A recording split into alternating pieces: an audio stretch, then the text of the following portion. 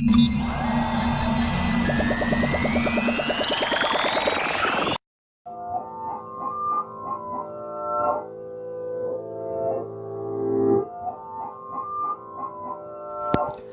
and welcome to this edition of the Halcyon podcast. My name's Long Risey, I'll be your host for this episode.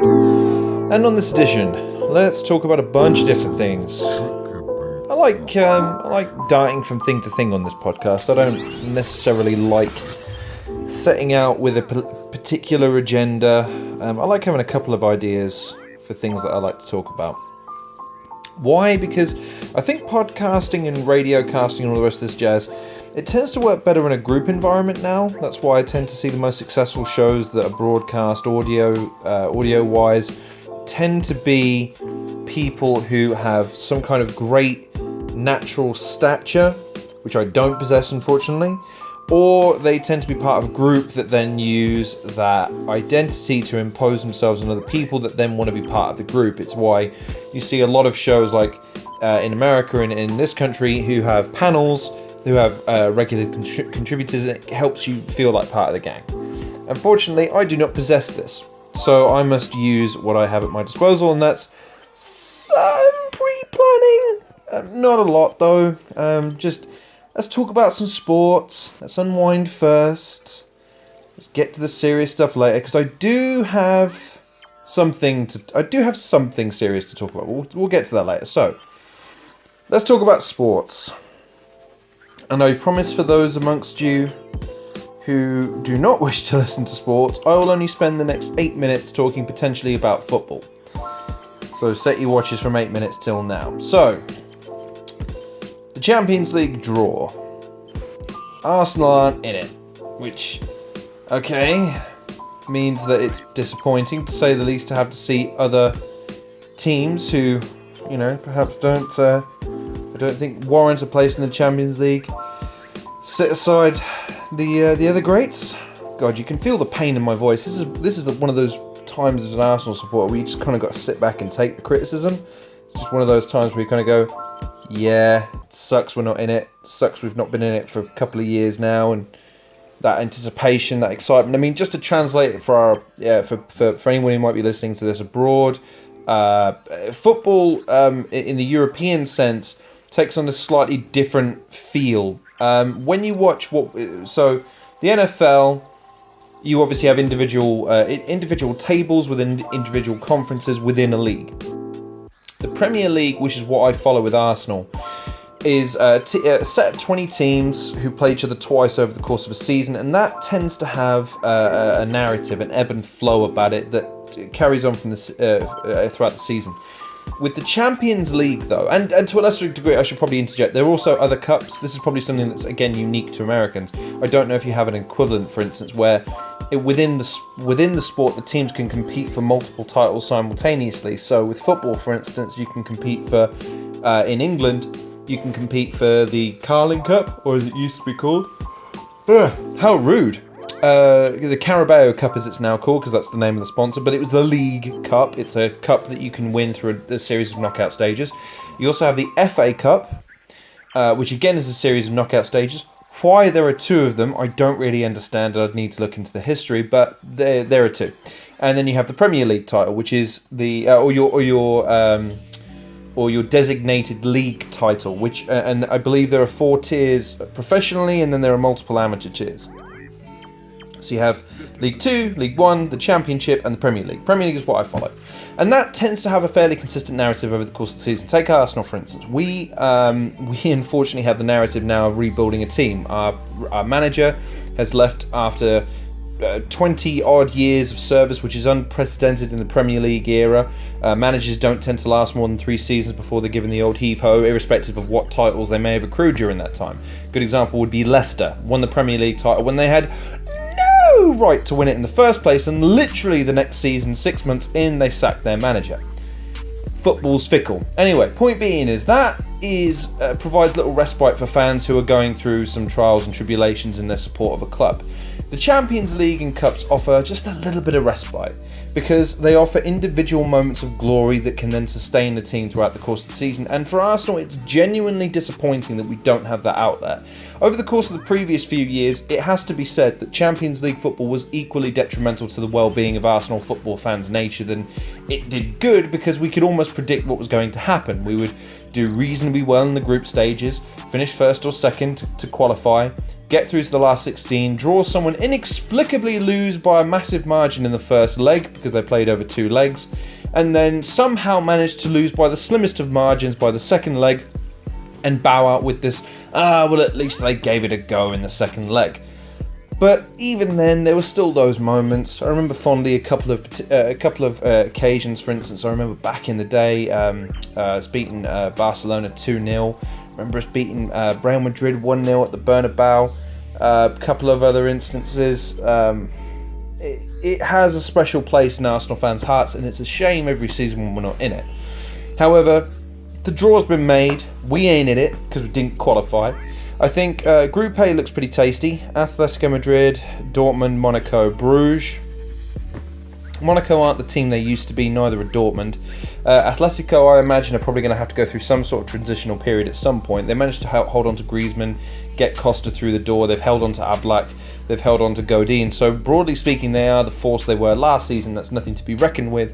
But at the same time, it has to be said that they're an ageing team to a certain degree, and they've not really achieved anything in the last couple of seasons that's comparable to anything else.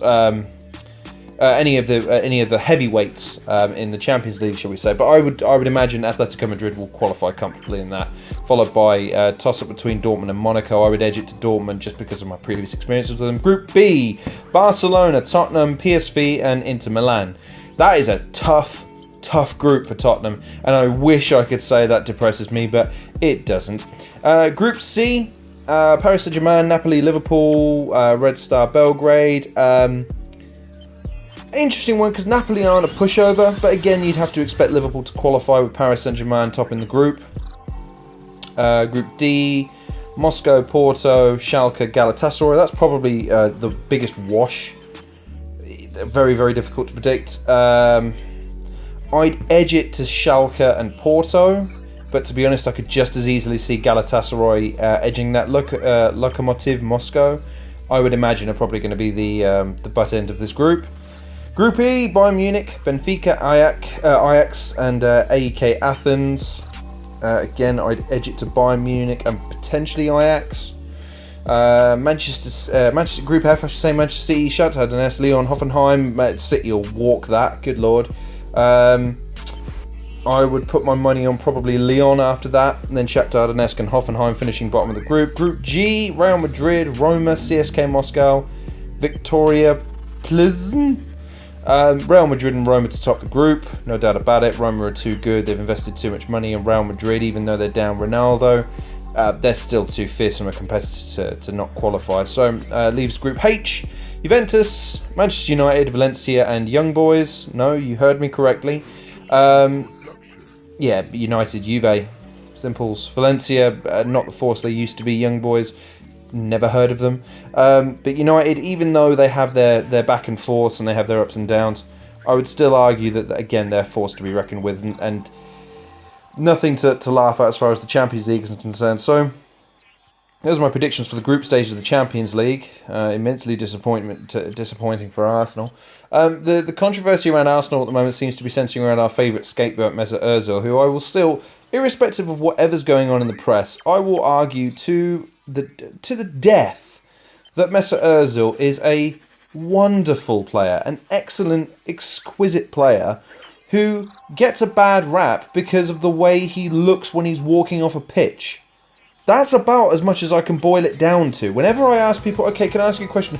Point to some aspect of his game, a statistic or an example of his performance being somehow lacking in the rest of the team.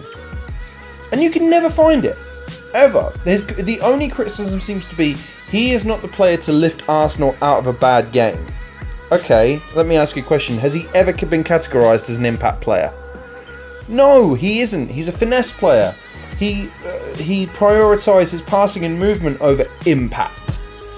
He's an incredibly intelligent footballer, a silky smooth footballer, and any criticism of him is usually lazy and biased to some degree, and I always resent it as much as I can.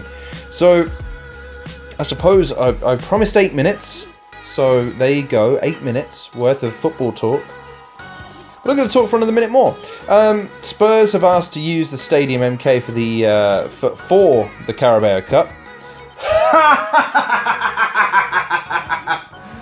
So, Tottenham Hotspur, probably Arsenal's most vocal rivals. Unfortunately, as Arsenal fans, we have a lot of rivals. West Ham, Crystal Palace, Tottenham, Chelsea. There's probably another one I'm forgetting. There's a lot. Put it this way, there's a lot of teams in London, so we have, by definition, a lot of rivals. However, Tottenham are the ones we really don't like. Chelsea we can about abide because they'll go quiet for one season and then perk up the next. But Tottenham are they're the bane of our existence. However, they've took it upon themselves to start building a new stadium, which is, great for them. Except it's not ready. So that means that, that's delicious. I'm going to talk about that in a second. So what that means is that they're not able to move into their stadium. And that was a big point of contention at the beginning of the year, because there are certain sanctions and laws in place that prohibit bouncing around from stadium to stadium in the same season. You have to advise the FA at the beginning of the year where you're going to be, so they can do the fixture list accordingly. And it doesn't look like they're going to be in the stadium for at least another couple of months. Now, this causes a tremendous amount of pain and a tremendous amount of irritation to Tottenham fans. And once again, I just want to reiterate.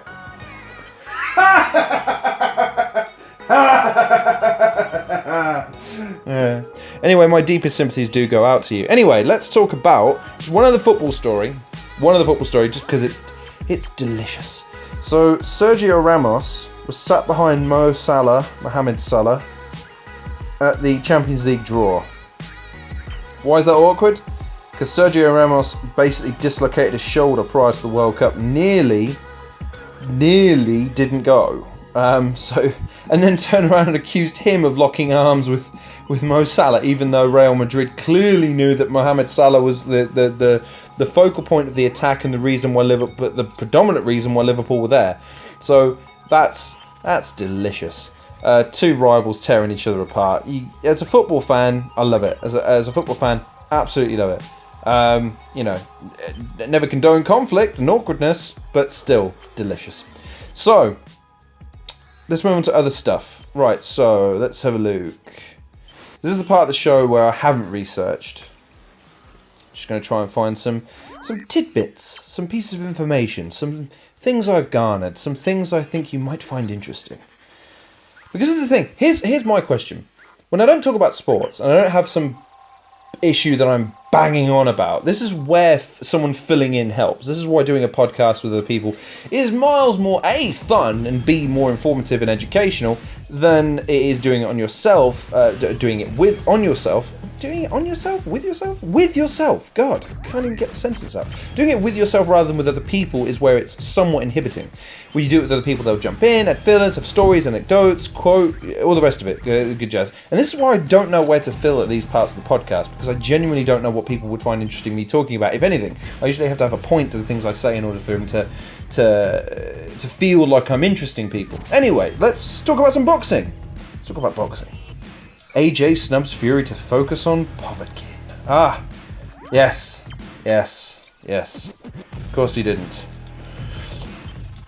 I've touched on this a couple of times in the past as far as podcasting is concerned. What I would say to this, wow, that's it. That's pretty impressive. I'd have to look at his record. As far as AJ, the trifecta that I will call it, because I don't believe Deontay Wilder will walk away from Fury. So let's call it the trifecta of Dillian Whyte, AJ, and Tyson Fury. Those three now stand to dominate the division. Whoever goes through whoever else. I believe fervently that Povetkin will lose, and I believe fervently that Deontay Wilder will lose to Tyson Fury. A couple of reasons. With Povetkin, he really lacks the knockout power that would give AJ any trouble, considering his height advantage, I would imagine he's going to have some degree of weight advantage, but the fact that there's going to be a comparable difference in strength is something that Povic's not going to be able to amount to. And again, AJ's jab and cross is lethal. Uppercut as well. It's just absolutely bombastic in how strong it is. As far as Tyson Fury is concerned versus Deontay Wilder isn't even half the boxer that Tyson Fury is in terms of his outward slickness.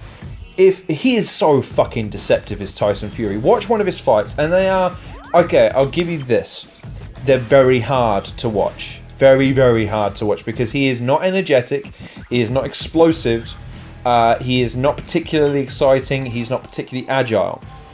He is just a bloody good boxer. His footwork, and in terms of being able to maneuver with the least amount of energy to operate the maximum amount of deflecting shots, absorbing punishment, is second to none. His hand speed is about where it needs to be, but he utilises his reach to the maximum of its potential. So there's no arguing the fact that fighting someone who's as big as he is poses a legitimate risk to anyone.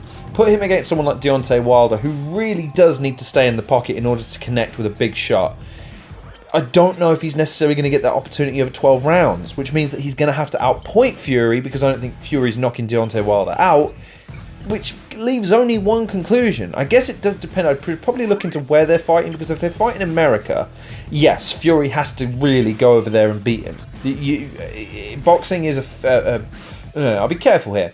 Boxing is a tricky sport because it has certain political overtones. If you go and fight in America and you're fighting an American champion, you have to beat that American champion, and I don't mean on points. I mean you have to beat them convincingly for the judges to award you the win, because they're effectively saying, we're handing over the promotional tools to you now to make all the money. Nobody will ever want to do that, especially if, for the sake of argument, they've got an American champion who they feel is at least half marketable versus someone who's already gone through an emotional breakdown and a drug overdose.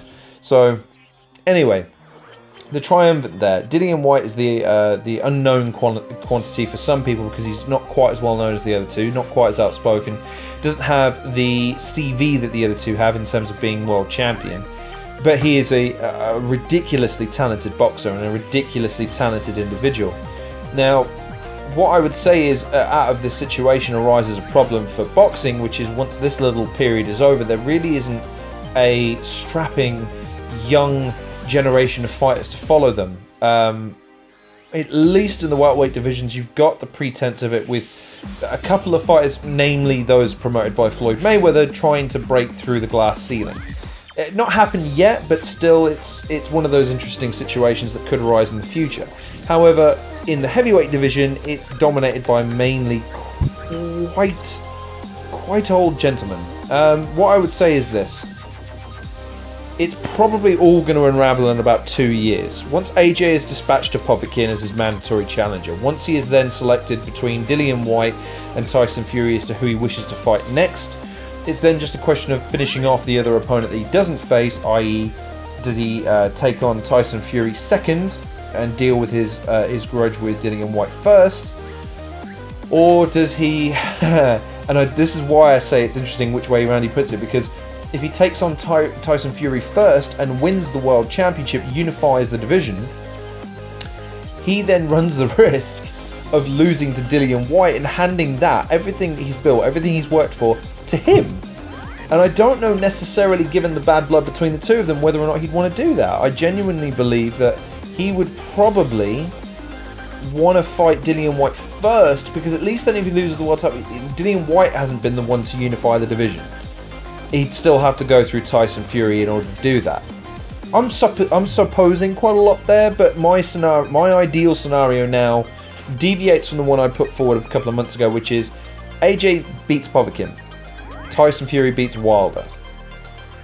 I would then say that AJ takes on Whyte first, finishes that off. Fury takes another opponent in order to, again, try and sharpen his tools to face AJ, who is without doubt the best opponent that he'll ever faced, and then they have the showdown. Back end of next year seems, I guess, realistic if you operate by the twice in a year principle. The Povetkin fight will happen this year. I think Tyson Fury and Deontay Wilder will happen probably early part of next year, which gives them plenty of time in order to fit 2 fights in before the end of next year. But you could see it being pushed into January, maybe February, depending on what the numbers are like, depending on what's available in terms of venue, i.e. the O2 or O2, Wembley Stadium, Cardiff, wherever. What I would say to the whole situation is it's tremendously interesting to me, and I would advise people, if they want to give AJ his due, is to watch the Joseph Parker fight, because Joseph Parker was a very, very formidable champion who did not really present much of an issue to AJ, but did enough to nullify AJ so that he wasn't seriously hurt. So if you want to see where AJ's flaws are in terms of finishing a really skillful opponent, and why I think he would have trouble against someone like Tyson Fury, especially considering that Tyson Fury would have the height and weight advantage, then that's the fight to watch, because that is the template from which I would imagine that Tyson Fury is going to take in order to take down AJ in the future. So moving on from boxing, not a tremendous amount to talk about in terms of MMA. I don't think. Nothing springs to mind immediately when I say UFC or MMA. The Conor McGregor Khabib situation hasn't really developed. Had an interesting conversation, as a matter of fact, with a gentlemente on one of my comment sections, and I should probably talk about this. So as far as my comment sections go, I do attempt, and I do apologise to people for this, because I am rubbish when it comes to responding to comments. Sometimes it can take me a while to read through them. If no other reason than I get super tired at the end of each day from work. It's hard for me to highlight to people just how much it wipes me out as just mentally. So I don't always have the opportunity to sit down and physically comb through the comments of each of my videos and reply in the way that I would want to reply. I like giving full fleshed out answers. I like asking questions. I like trying to take on board other people's arguments and things of that nature, because I find it fun, and because I like having that dialogue. It's just tricky for me to have with multiple people at the same time. Ask anyone that knows me and ask anyone that I've spoken to. Quite frankly, it's very, very difficult. Okay, I'll touch on that in a second. It's very, very difficult for me to have the kind of conversation that I would want to have with... They're not fans, right? This is the thing. Actually, this kind of touches on something that I'd like to talk about. So, when you're a YouTuber, like moi, I would argue you have to decide very quickly what you're in it for. Let me put it this way. I would love to make some fucking money out of this game. I think it'd be ace to make some goddamn money out of this game. But you kind of have to have a following, and you have to have something that sets you apart, something that you sell, some kind of gimmick, blah blah blah. Now, I don't have that. I bounce around too much for it to be marketable. So, and I'm proud of that fact. I like having fun making this channel. The day I stop having fun is the day that I just stop making them. And I do from time to time. I don't make videos all the time. Sometimes I just stop for a bit. Why? Because why not? However, though, it affords me the opportunity to talk to new people. Case in point, and I hope he doesn't mind me mentioning his name. I know people are a bit weird like that. But a gentleman by the name of Paul Guru perked up in one of my videos and corrected me on the misspelling of a name, Conor McGregor. I think I spelled it M-A-C, which was a really rudimental Google search. And considering that I got Khabib Nurmagomedov right, it's kind of silly that I got the easier of the two names wrong. Anyway, point being is, discussed the fight with him. Go back and forth.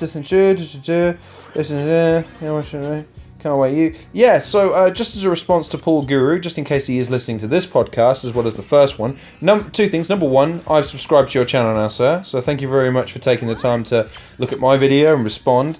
Anyone that watches my videos and responds or offers me feedback or comments or likes and shares, it's always appreciated, and I do always try to get back to everybody, and I do always try to pose at least some kind of question or at least something to make sure we've had a genuine interaction rather than just being, hey, thanks for the video, be sure to check out the next one, because that is classic douchebaggery and I fucking hate it.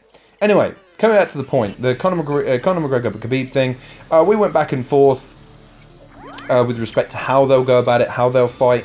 I think we've basically reached a consensus that Conor McGregor will have the knockout power ability, but it's very tricky to determine whether or not he'll get that opportunity given Khabib's work rate and ability to control the direction of the fight.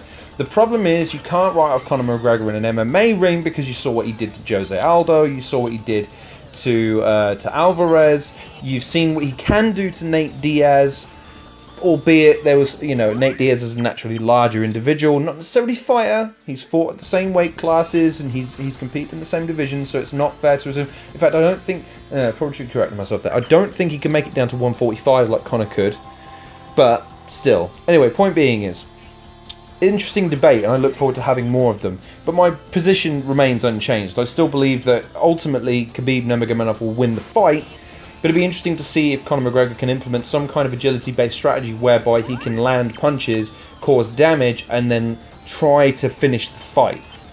Because I think he has to finish Khabib if he's going to outlast Khabib, because his stamina and his work rate are insane, and he will eventually take you down and he will maul you, and if he does that, he will hurt you. So, interesting to say this. Now, let's move on to the main course.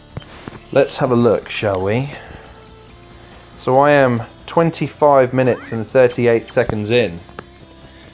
Let's make a note of that. 25 minutes, 38 seconds. This is for Defunct Games. Why? Because he asked me to timestamp my videos and I stopped talking about sports. I'd laugh because it's funny that he's like, right, yeah, to be honest, mate, I couldn't give a shit about all this football bollocks. I want to know what's annoying you, so I can talk to you about it. Right, so what's annoying me today? You know what really grinds my gears? Let's talk about when people are debating shit and playing tactics. Tactics, tactics don't have anything to do with the debate. And they used to I don't know why I went there. Please don't leave comments in the comments description saying, oh, there's a really crappy conclusion. Well, you can suck a dick, because that's what I think about your lack of impressions. Why don't you do an impression? In fact, yes, that's what you should do.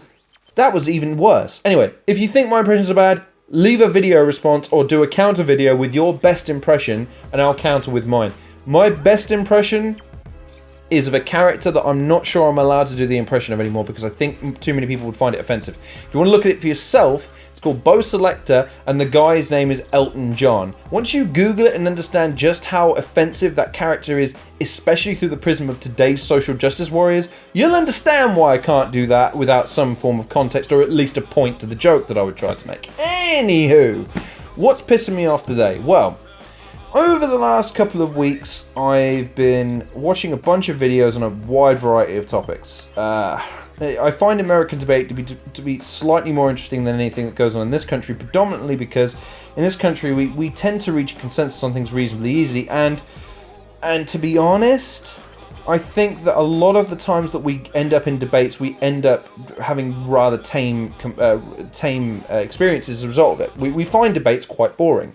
Whereas in America, there's a palpable tension, a legitimate sense of unease when these topics are discussed, because there's always that little bit of lingering doubt that there's going to be a peaceful resolution, that there could be some violence, there could be some hurt feelings, which always interests me and intrigues me. So, but what I want to talk about on this occasion? Well, I've given the liberals or the people on the left a bit of a thrashing recently, because the majority of the people that I've argued with on Twitter tend to err on the side of the left, i.e.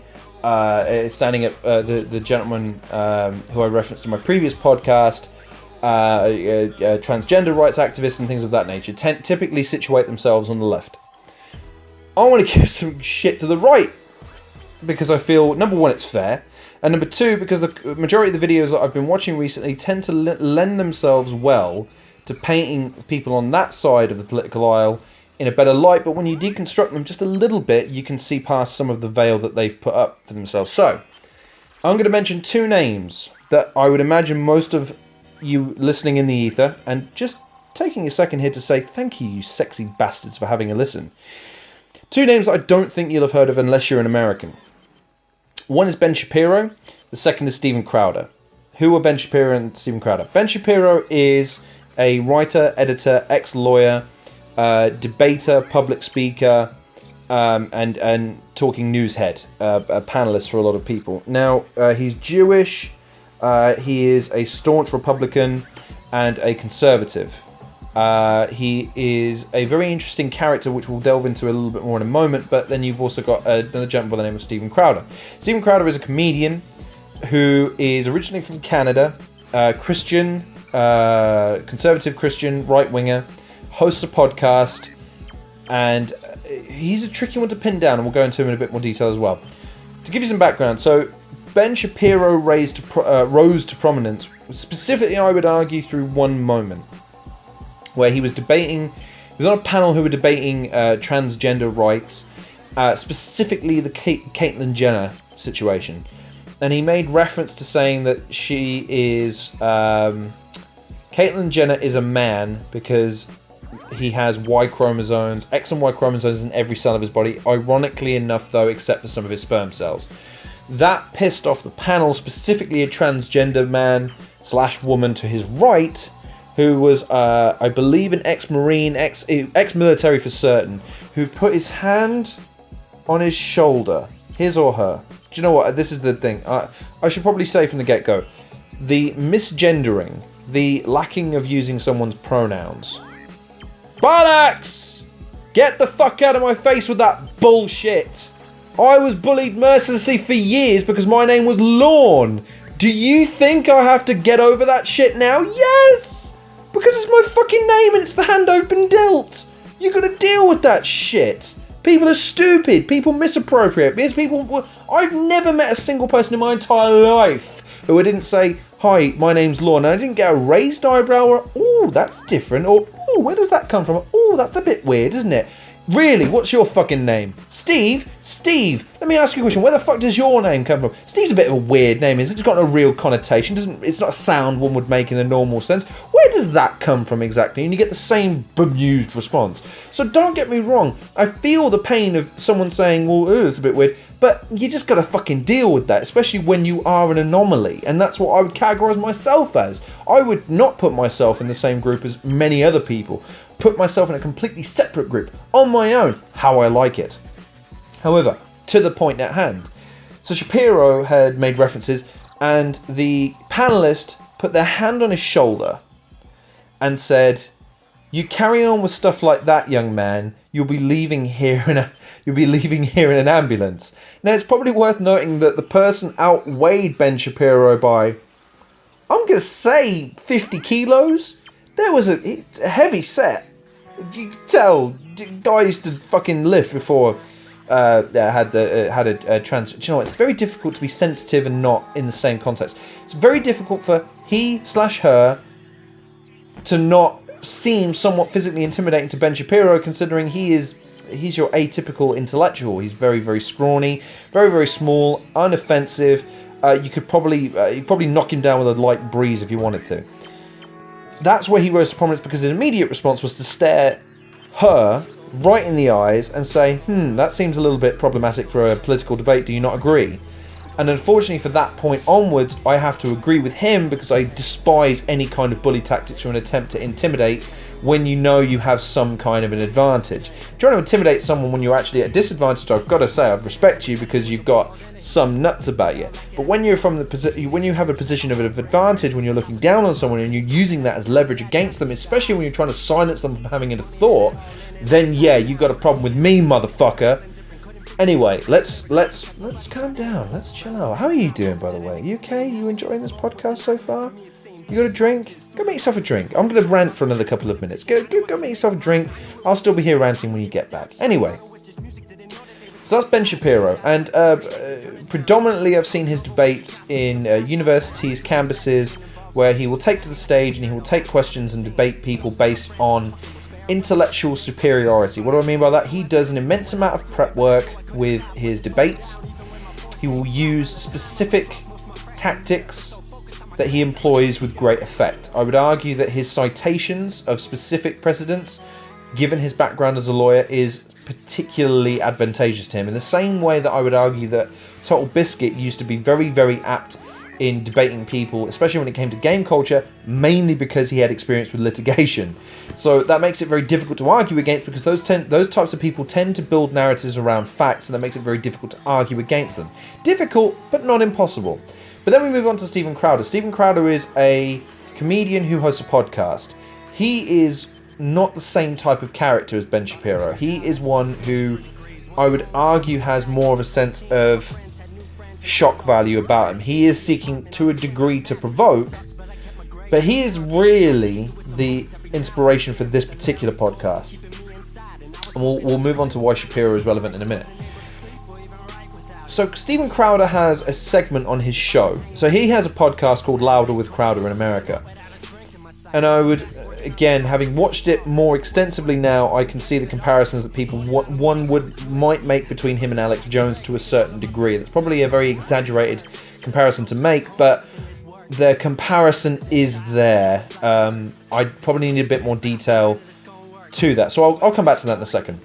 So, Steven Crowder, podcast. Right, so here's a segment called Change My Mind, where he will set up a stall, again, likely on a university campus, but it can also be in a public setting, with some kind of definitive statement that he believes to be true, with the premise that people can come up to him and change his mind with nuanced argument. Now, the problem I have with this wasn't initially clear to me, because the first few debates that I saw, again, stemmed from the fact that it was a left perspective that was being beaten to death.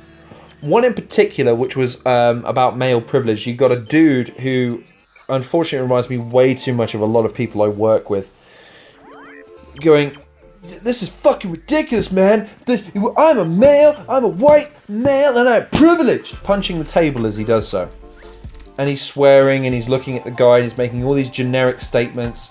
He has a story, not sure if it's true, with regards to a friend of his that was raped on campus that he beats over the head and yet refuses to reveal any details, and unfortunately gets destroyed by Crowder merely because the guy doesn't put forward a particularly convincing argument, deals in superlatives and emotions, and doesn't set forth any precedents or any examples or trails of thought that you can follow back. And this is, broadly speaking, the thing that I saw with a lot of his debates, which is where I didn't necessarily disagree with him. I actually was even tempted to call myself a fan. I've only known of him for a couple of days. I'm thinking, well, actually, no. This guy has set a stall out to try and it is long format, unedited, and I always resent bullying in any way. So when I see people on the left attempting to try and bully him, one in particular who leans over his shoulder and says, "Hi, excuse me, but fuck you and fuck your discourse and your unpleasant conversation," yeah, that shit pisses me off. And unfortunately, that means that automatically makes him, to me, the underdog, and I got to side with him. However, to the point of this podcast, I then saw part of a debate. Actually, it was two parts of the same debate. It was a live podcast that he did on a campus where he invited people to come out and see it live. The setup was very poor. He also asked members of his club to form a security barrier between him and any leftists that might be there, which I found to be a little bit troublesome. But anyway, long story short, there were two members of the crowd in particular who came out to address him. One who was, I believe, either Asian or Indian in origin. A gentleman who was trying to make points and say things. And what I found in these particular instances, and then when I later watched Crowder back, was these tactics were being used constantly. And when you see it, it's hard to unsee it. So, I'll give you the example. So Crowder will pose the question, so let's say for the sake of argument is, white privilege, male privilege is a myth. Microphone to the guest. The guest will start with, unfortunately this is the problem a lot of guests fall under because they're not skilled debaters, they're not free thinkers necessarily to the extent that they need to be in order to confront someone like this, who, ironically enough, isn't looking to change his mind. Almost every reference I've found to him after the fact talking about the show is when he's changed other people's minds, which is somewhat ironic given the pretense of the show. Anyway, point being, they will give themselves just enough rope to hang themselves with the benignity of their answer when he will find a sound. Okay, let me just jump in there. Let me just make sure I understand you correctly. So I'm just going to talk about this. So Is that okay? Is that right? Is that okay? Now, that's a diffusion tactic used to try and disrupt your trail of thought. It's also a tactic used to make sure that your points are never salient enough to follow back to their original premise. This is tricky for me, because the response that I saw on a separate debate, the gentleman by the name of Yusuf, who gave very long, considered and poignant answers, I felt, was then criticised by Crowder for saying, "You're speaking in paragraphs." What do you mean he's speaking in paragraphs? He's giving you an answer to a question. He's citing comparisons. He's giving you what I would consider to be a well-rationalised argument. And all you have to say is, well, that was a bit long. Come on now. You're the one asking for him to change your mind. Would you not want a balanced and rational argument? Or do you want a soundbite? Which is, in that particular instance, I think it was socialism is evil. Or something to that effect. Yes, socialism is evil. And his response back is, socialism is not evil. Okay, but then his argument would be at that point, well, you're trying to change my mind, are you not? Yes, but you've just told me that a paragraph answer, or an answer that's longer than the amount of time that it takes to make a soundbite, is irrelevant to you. So why am I going to attempt to engage you? This is the kind of false premise that pisses me off. Because it's not actually a debate. It's an attempt by Crowder to reinforce his own arguments by highlighting the misconceptions that many people have. And the reason why I wanted to touch on this is very simple. In that instance, it's very, very easy to see that tactic and then, like I did, start to fall into the trap of thinking, oh, well, maybe the Conservatives and the right-wingers have some points, and maybe this, and maybe that, and da-da-da, and da-da-da. And then you go, well, wait a minute, because he employed those tactics, I wasn't really able to hear the arguments of the other side clearly enough to judge for myself. Now, I will concede, the videos that I watch tend to focus on the transgender argument, because it's the topic that I find the most polarising and the most interesting at the moment. Specifically, social justice warriors who would constantly berate him and make false arguments and would not reach consensuses, wouldn't even shake the guy's hand at the end of the debate, which I found to be somewhat disrespectful considering he was offering the platform to begin with. But having seen that particular one, especially when, this is the thing that really fucking irked me. This really pissed me off when I saw this. Because this is when he, for me, revealed what is his true colour. He is a comedian. He, by nature, has to have a thick skin and an understanding of words used for certain ideas and values. Sometimes you say a word to be purposefully shocking. That's what you do. Now, the kid, Yusuf, I believe his name was, in the first segment of the debate on socialism is evil, made reference to him, something to being autistic. Now, this pissed Crowder off, who then began to loom over him, cut him off at every opportunity, and accuse him of being stupid and defame him and put him down at every opportunity. Even then saying, you need to look me in the eye. You need to look me in the eye. And you go, right, 3 things. Number 1, you're a fucking comedian! I'm going to get angry now, and I apologise, because it's like I'm talking to him, and I'm not. I'm talking to you. My lovely, lovely audience. I love each and every one of you. So please understand, this isn't me shouting at you, okay? I love you all. Come here. Come here. It's okay. It's okay. Just turn your speakers down. It's alright. Okay, we're good? Good. Okay, excellent. Turn your speakers back down. Actually, keep them down for a second. Let's suppose I'm speaking to this fuzzy-haired prick. You're a comedian. You constantly make jokes in order to provoke other people. Let me ask you a question. Do you think keeping a gun on your desk when you're discussing topics that concern the parents of people who've had... when you're discussing topics that parents who've had children and loved ones murdered by people with guns may not appreciate? Now, your argument would be Second Amendment, bitch. I can do whatever I like. I own it. I do what I want. Yes, but does that mean that you're excused your insensibilities? No, and I'll tell you why the fuck not, because you took offence to the word autism. So if you're saying you're offended at the word by some hypothetical usage that might offend someone out there, and yet you're not willing to extend that same courtesy to an actual quantifiable level of offence caused by the iconicism you use, then I call bullshit. It's fucking ridiculous. He's a comedian. He has to understand the distinction. If he isn't, he's a fucking bad comedian.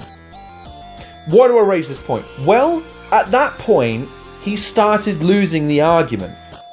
And that's when he employs more tactic after more tactic after more tactics in order to try and derail this poor little bastard, who unfortunately lacked any kind of physical imposition against Crowder, who in other circumstances isn't quite as confrontational.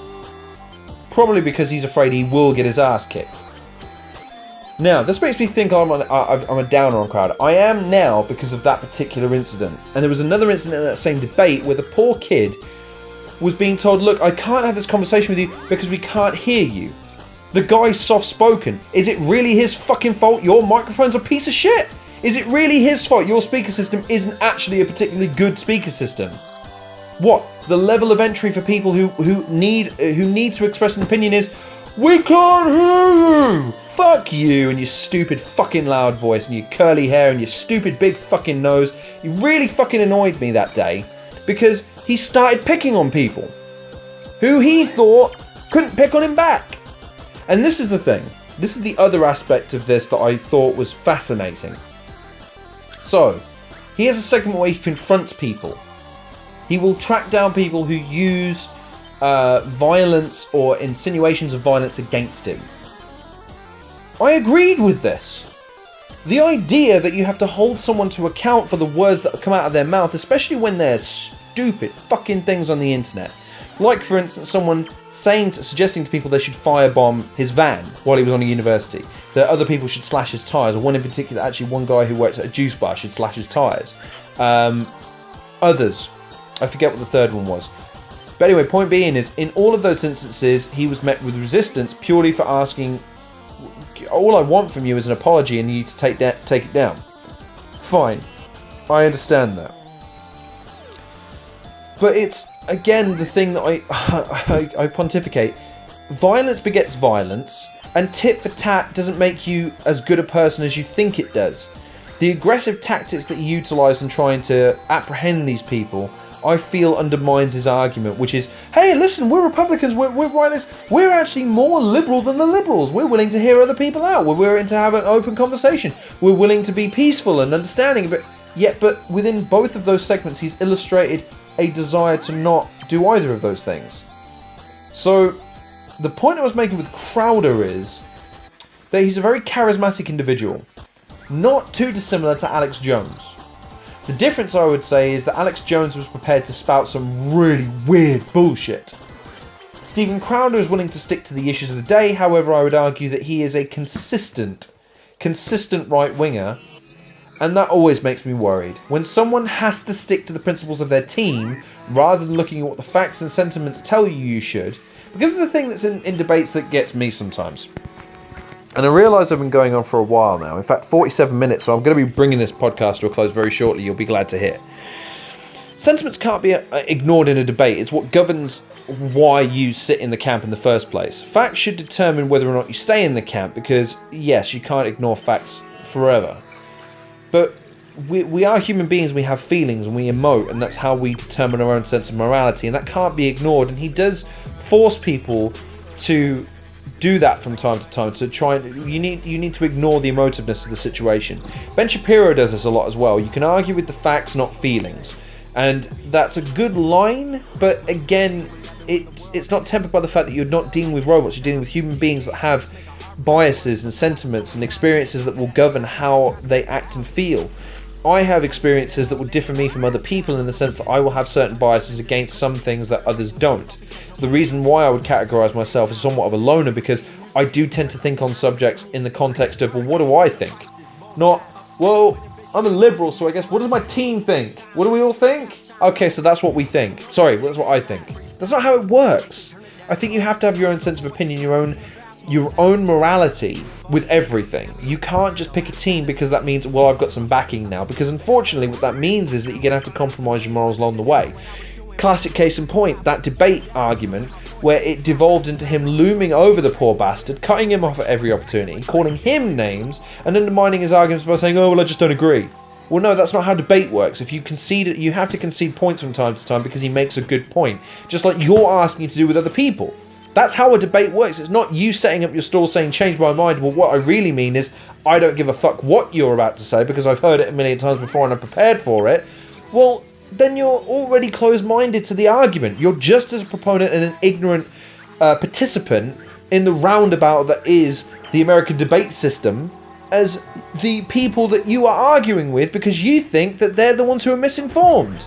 Just because you're more informed on a subject doesn't necessarily make you right. It means you're more informed.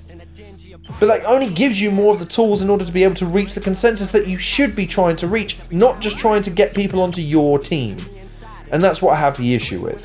Ben Shapiro, I take issue with because I take issue with some more of his extreme views, i.e. people that kill should be killed, people that rape should be killed, blah blah blah. I appreciate the sentiment, and if there was a way that you could categorically guarantee that every single person you put to death for murdering someone was definitely guilty of the crime, then I'd be on board with you because the punishment fits the crime. Fortunately, that's almost never the case. There's still a rate of people that are going to be killed and sacrificed in the name of justice, and I'm not prepared for that. I wouldn't want that on my conscience. I can't sacrifice a few people because I then get to say, well, yeah, some of them died, but yeah, we got most of them. That's the thing, and that's the point. You won't get all of them. So if the punishment doesn't fit the crime, some of them will still get away, which means the decentivization for doing something in that ilk is then lost. Why do it? Simples. It's not a tit for tat. Again, it's a purely logical solution. I get that, but you need to employ some empathy from time to time. You need to engage your human side in order to understand the issues more thoroughly and then employ your tactics. This is the thing I wanted to warn people about ultimately. This is the point of this latter part of this podcast. Is that you will often find people when they're making points will employ certain tactics.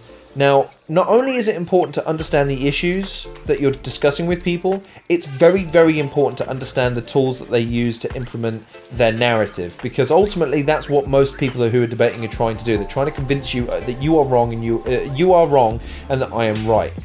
I tend to go at things from the perspective of, yeah, I'm pretty sure I'm right when I go into a debate, but almost 99% of the time I will try to at least understand the person's perspective, because at least then I've got the opportunity to correct myself if I've misunderstood their position, so I can just go, okay, fair enough, alright, cool, we disagree, we're not going to have a debate because I understand where you're coming from, I understand the perspective you have. If I see flaws in their logic that I'm able to exploit, then yes, of course I'll try and highlight that. But these two particular individuals, Crowder with his because he's a comedian, pretense that he is somehow somewhat liberal, and therefore the door is slightly ajar for him to be able to move in and invite people through that door to conservatism. I find that annoying because it's under the pretense of, well, we're just having a conversation here, okay? We're just having a conversation. But don't you think it's important? I'm just going to reply as that. Okay, yeah, of course it's reply. So this is what. Okay, sorry. Can I stop you there? Can I stop you there? Can I stop you there? Can I stop you there?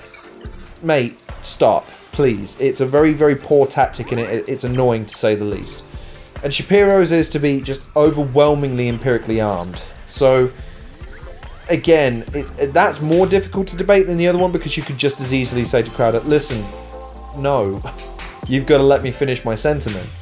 And if your response to that is, well, I can't talk in paragraphs, then I'm sorry, we're not going to have a very productive conversation, because I'm not going to be able to flesh out my arguments enough. So, here's how I bring this podcast to a close. A couple of things. Number one, I just made fun of how Steven Crowder looks. Stupid nose, big fluffy hair, goofy face. And I would argue he's a dead ringer for Billy on the Street. Sounds like him too. Only Billy on the Street is occasionally more funny than Crowder is. The reason why I took offense to this is because of the I was duped. I was sold on his idea and his show and his standing, and I still find some of his stuff funny. But I can see that it's a show. It's a propaganda tool. It isn't a form of entertainment, and it's not something that's seeking to find truth. It's something that, again, is seeking to recruit. And again, I see the irony, I see the bullshit, and I call bullshit on it. And the personal attack, what's the personal attack on a comedian? He's tough enough to take it, and if he isn't and fires back at me, God forbid he ever hears this podcast and fires back at me. Let's see, let's rattle through. I've got a pointy nose, ears that don't match, bug eyes, overweight, frizzy hair. Might go back through some of my tweets, cite them and say, well, actually, this is funny. This guy said this thing when he's the one who's saying, listen, dude, suck my dick. There you go. There it is right there. Again, the arrogance that he's ever going to hear this. I hate when people do this on fucking YouTube. They pretend themselves to be bigger than they are and address people who they're never going to engage with. It's fucking bullshit. But on this occasion, suck my dick. As far as Ben Shapiro, I find him to be somewhat more agreeable. I understand that the merits behind his arguments come from a place that he's a lawyer and an ex-solicitor, so there's a degree of logic that he employs there.